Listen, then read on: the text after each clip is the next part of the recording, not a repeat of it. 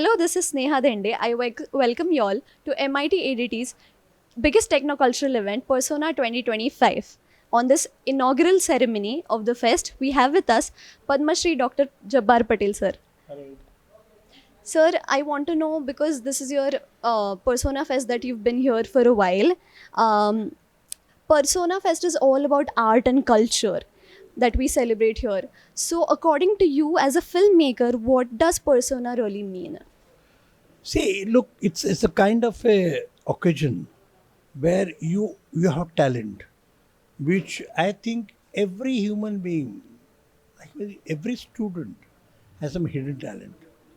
It's a time where you have to be free, liberate yourself, and come out open, and whatever you have, without any limit on it, you have to express. And this is the occasion where you can show talent, whatever it is.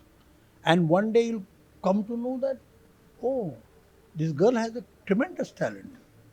And her body movement, expressions, we feel she's very unusual. Normally what happens, girls try to do something all actors normally do. But this girl looks very different, yeah? Or a boy. Oh, he is not like a film actor or star, so-called. But he has got his own body language. And the way he improvises in his act, maybe dance, singing, or any kind of action, you find very fresh. And that's the whole purpose of persona. Thank you for letting me know that. Sir, as a filmmaker, we see art and culture reshapes the society. When you were working as a filmmaker, or you are currently working as a filmmaker, and as an artist, where it is really important for us to understand how we portray our work, right? So how do you think that art and culture represents the society, and when you are doing your projects, how do you keep that in mind, that you are expressing that in your works? Look, I started from my childhood. When I was a 10-year-old, first I acted in a 𝒂𝒂𝒂 𝑺𝒊𝒓. Since then, I am in what I call acting on myself. There was no guru for me.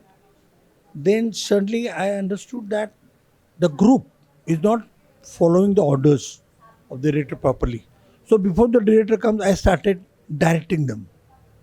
And that is how my teacher saw it from a distance, said, Jabbar, I think you're going to be a good director. So that is how it started.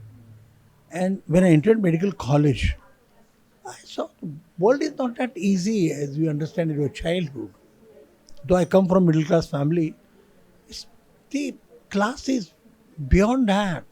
You see such a poverty.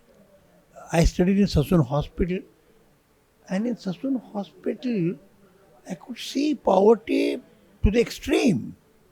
So much so that asthma patient, because there cannot be an auto rickshaw possible, they used to come by 5 o'clock in the morning and make queues so they get some kind of anti-asthmatic medicines.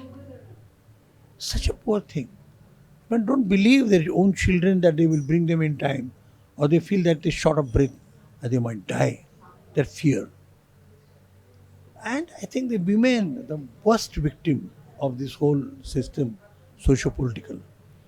That is how I understood pain. And I think pain can be best expressed in the art and culture in a very different way. What are the ailments for a woman or girls?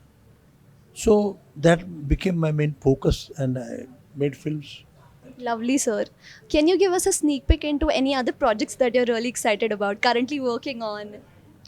Well, I think it's not yet clear, but I may take a subject which I have not tackled before.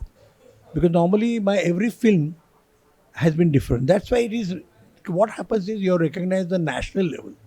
It's because you do something different. So even though Marathi is not the language of the people or directors or filmmakers in South or North, they understand what Jabbar Patel is saying. Because I go beyond that. So my films, even though they're in Marathi, they understood by other filmmakers, and other crowd in the other languages. You have to go beyond that. And when this thing comes up, so you become a kind of a victim of a challenge because you feel, अरे ये तो मैंने पहले कहा था, अब इसको क्यों कहूँ? Even in theatre, I won't repeat it, the kind of genre I have already done.